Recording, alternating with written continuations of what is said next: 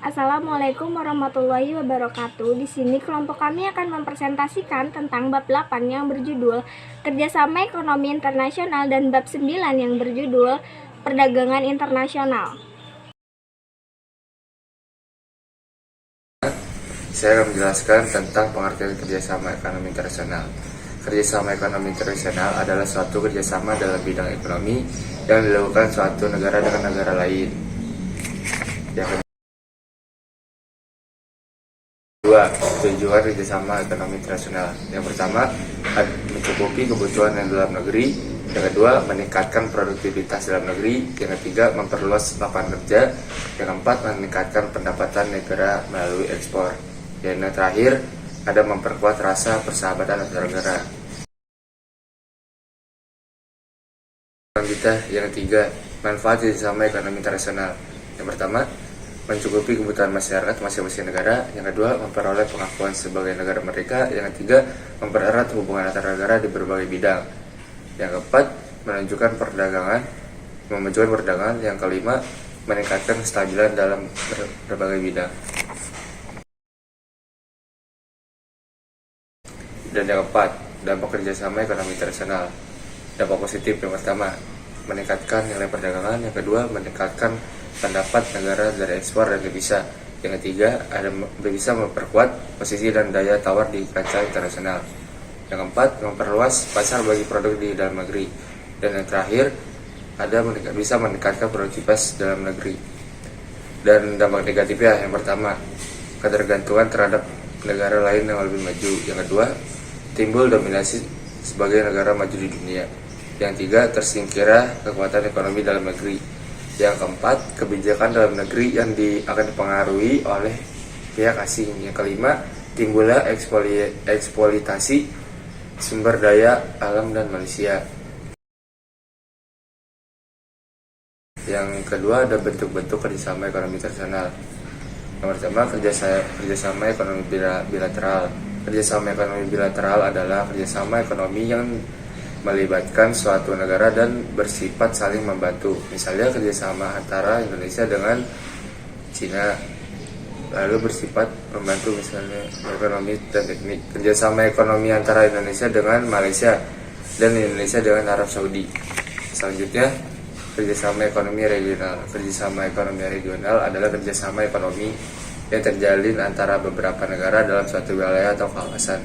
Misalnya ASEAN di wilayah Asia Tenggara, APEC di wilayah Asia Pasifik, dan MEE di wilayah Eropa. Dan yang ketiga, ada kerjasama subregional. Kerjasama subregional adalah kerjasama yang dilakukan oleh beberapa negara di dalam kawasan. Misalnya kerjasama 3 negara, yaitu negara Belgia, Belanda, dan Luxembourg. Kerjasama ini dikenal dengan Benelux. Dan yang keempat, ada kerjasama ekonomi multilateral. Kerjasama ekonomi multilateral adalah kerjasama ekonomi yang melibatkan beberapa negara di dunia yang memandang batas wilayah tertentu. Misalnya seperti WTO, Bank Dunia, PBB, ILO, WHO, dan UNDP. Yang terakhir, ada kerjasama ekonomi antar regional. Kerjasama ekonomi antar regional adalah bentuk kerjasama yang melibatkan beberapa negara. Di sini saya akan menjelaskan materi tentang lembaga-lembaga kerjasama ekonomi internasional. Yang pertama, ASEAN. ASEAN adalah perhimpunan bangsa-bangsa yang berada di kawasan Asia Tenggara. ASEAN didirikan pada tanggal 8 Agustus 1967 di Bangkok, Thailand. Anggota ASEAN terdiri atas negara Indonesia, Thailand, Malaysia, Filipina, Singapura, Brunei Darussalam, Kamboja, Laos, Myanmar, dan Vietnam.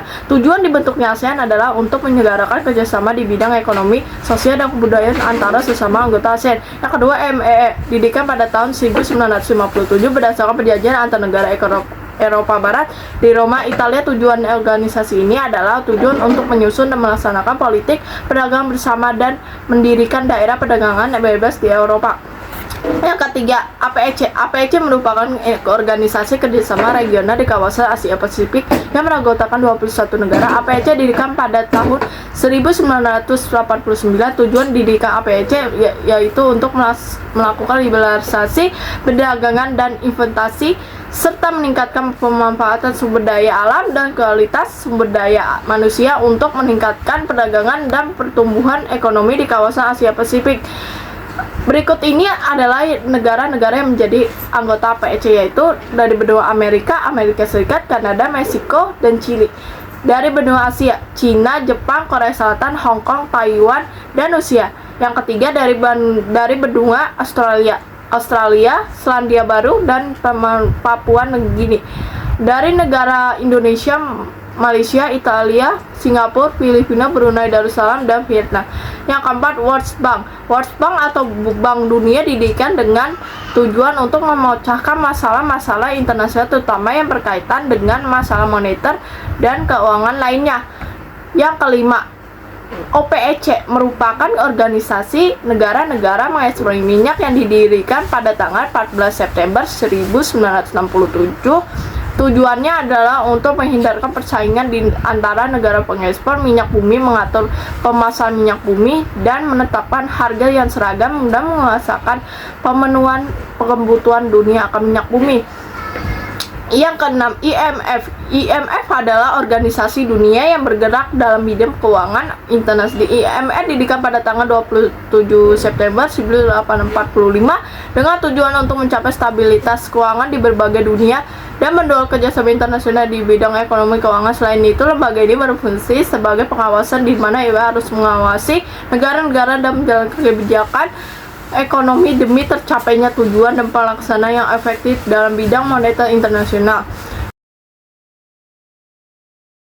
Yang ke-14, ADB. ADB atau Bank Pembangunan Asia bergerak di bidang pembangunan negara-negara Asia. Tujuan utamanya adalah memberikan bantuan teknik dan pinjaman kepada negara anggota. ADB memulai usahanya sejak Desember 1967 yang berkantor pusat di Manila, Filipina. Indonesia adalah salah satu anggota yang telah banyak mendapat pinjaman dari bank tersebut. Yang ke-15, IDB, Bank Pembangunan Islam, didirikan pada tanggal 23 April 1975.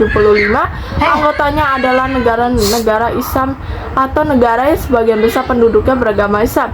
Tujuan utamanya adalah membantu pembangunan ekonomi dan sosial negara anggotanya. Indonesia adalah anggota IDB dan juga telah banyak mendapatkan pinjaman dari bank tersebut.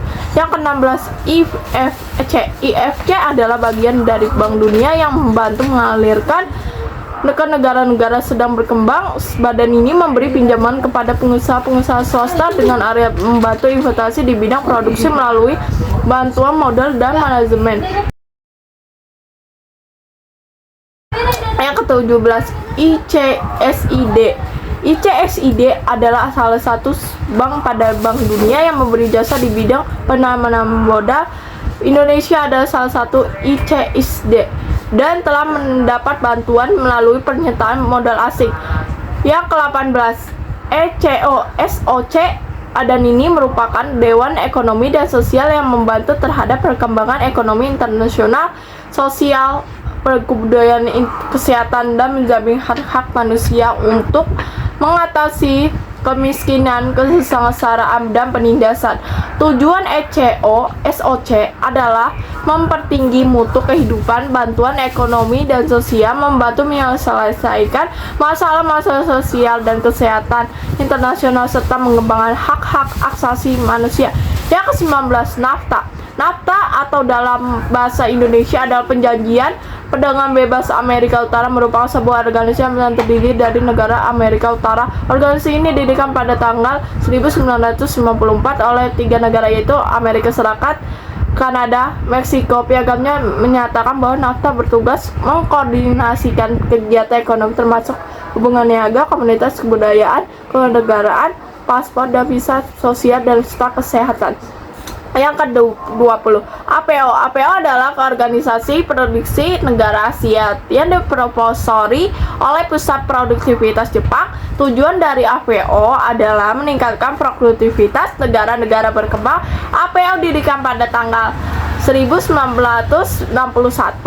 Adapun negara-negara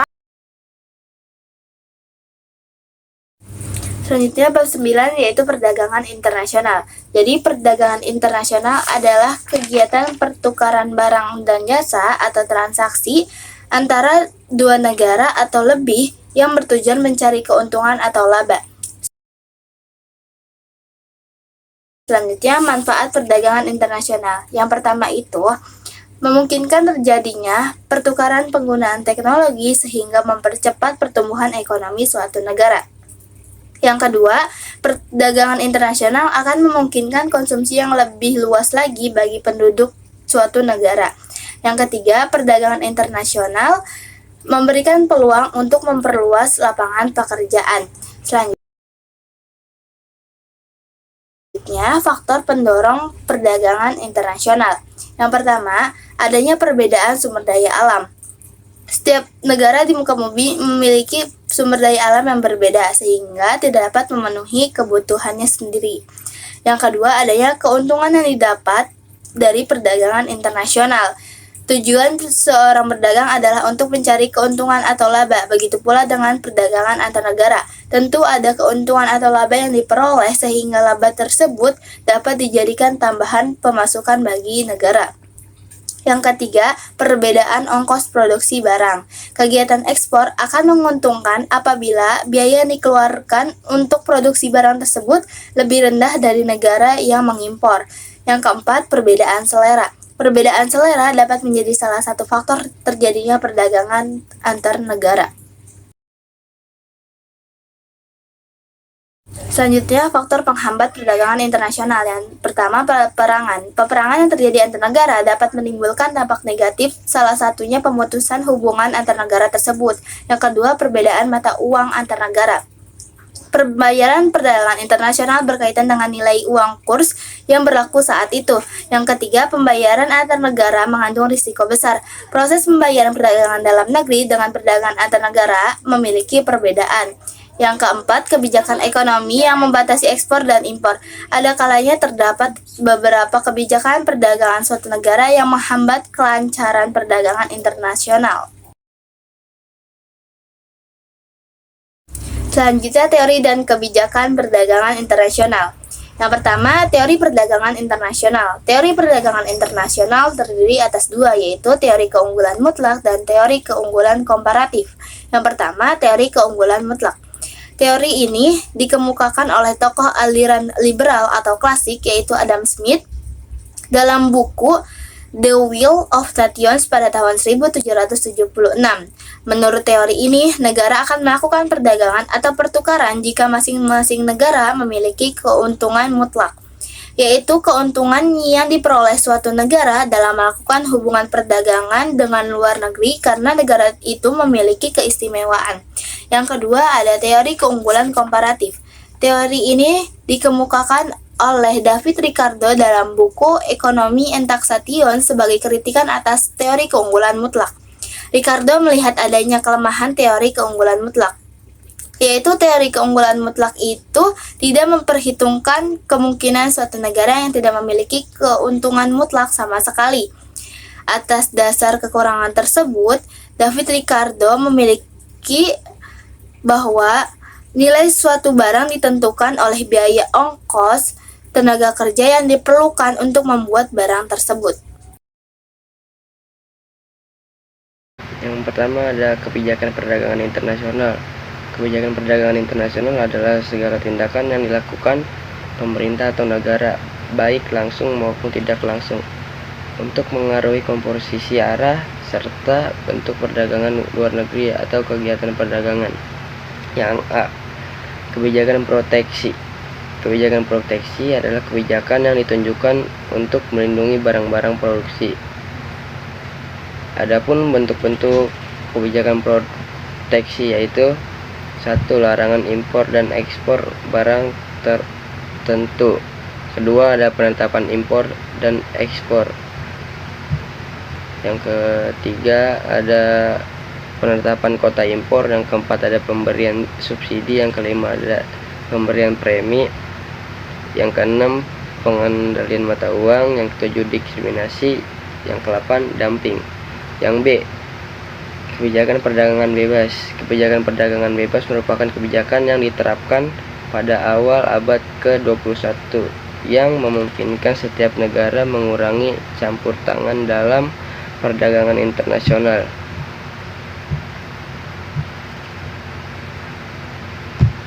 Tujuan kebijakan perdagangan internasional. Adapun tujuan dan kebijakan perdagangan internasional yaitu A. Autarki.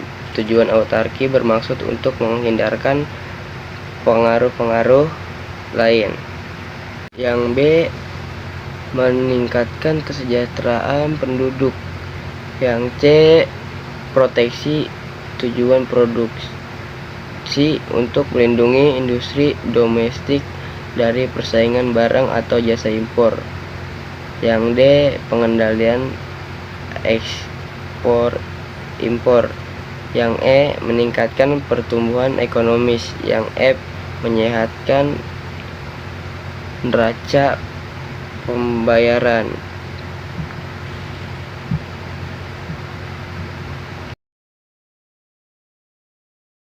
Yang terus ada alat dan cara pembayaran internasional. 1. Alat pembayaran perdagangan internasional, yaitu ada A. Valuta asing. Valuta asing adalah mata uang asing atau alat pembayaran untuk melakukan perdagangan. Kurs adalah perbandingan nilai mata uang suatu negara terhadap negara lain. Ada 3 untuk menentukan tinggi rendahnya kurs atau nilai tukar valuta asing, yaitu 1. Sistem valuta tetap, yaitu sistem nilai tukar mata uang suatu negara terhadap mata uang lainnya yang ditentukan pemerintah. Yang kedua ada sistem valuta bebas atau kurs bebas, adalah perbandingan nilai mata uang suatu negara dengan negara lain ditentukan oleh mekanisme pasar atau oleh kekuatan pemerintah dan penawaran. Yang ketiga ada sistem valuta mengambang terkendali. Sistem ini merupakan gabungan antara sistem valuta bebas dengan sistem valuta tetap. Yang sini ada devisa. Secara umum devisa merupakan penerimaan negara yang berasal dari kegiatan antar negara yang berupa pemerintahan mata uang asing yang dapat digunakan sebagai alat pembayaran. Di sini ada cara pembayaran internasional. Yang pertama yaitu pembayaran dengan barter, yaitu pembayaran perdagangan internasional dengan cara membayar sejumlah barang dengan barang lain yang diperlukan oleh negara yang bersangkutan. Misalnya Indonesia mengekspor pesawat terbang ke Thailand dan pemerintah Thailand membayar dengan beras dengan nilai yang sama. Yang kedua, pembayaran tunai atau kredit, yaitu pembayaran dapat dilakukan dengan tunai atau kredit dengan menggunakan mata uang negara pemberian importir maupun negara penjual eksportir berdasarkan kesepakatan. Yang tiga, pembayaran dengan emas, artinya emas digunakan sebagai alat pembayaran internasional. Di sini ada neraca pembayaran internasional. 1. Pengertian neraca pembayaran internasional. Neraca pembayaran internasional suatu aktisar yang tersusun secara sistematis dengan transaksi ekonomi internasional antara suatu penduduk atau negara yang satu dengan penduduk yang negara lain. Yang kedua ada komponen neraca pembayaran. A. Neraca perdagangan. Neraca perdagangan merupakan suatu catatan yang memuat transaksi barang dan jasa baik ekspor maupun impor.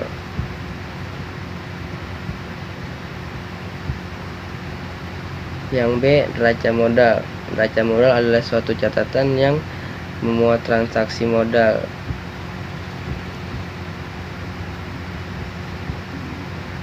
Yang C, neraca moneter. Neraca moneter merupakan catatan yang memuat transaksi moneter.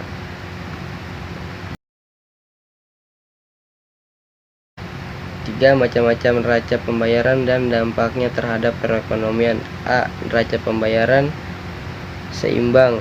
B, neraca pembayaran defisit. Yang C, neraca pembayaran surplus. Sekian dari kelompok kami, kurang lebihnya mohon maaf. Wassalamualaikum warahmatullahi wabarakatuh.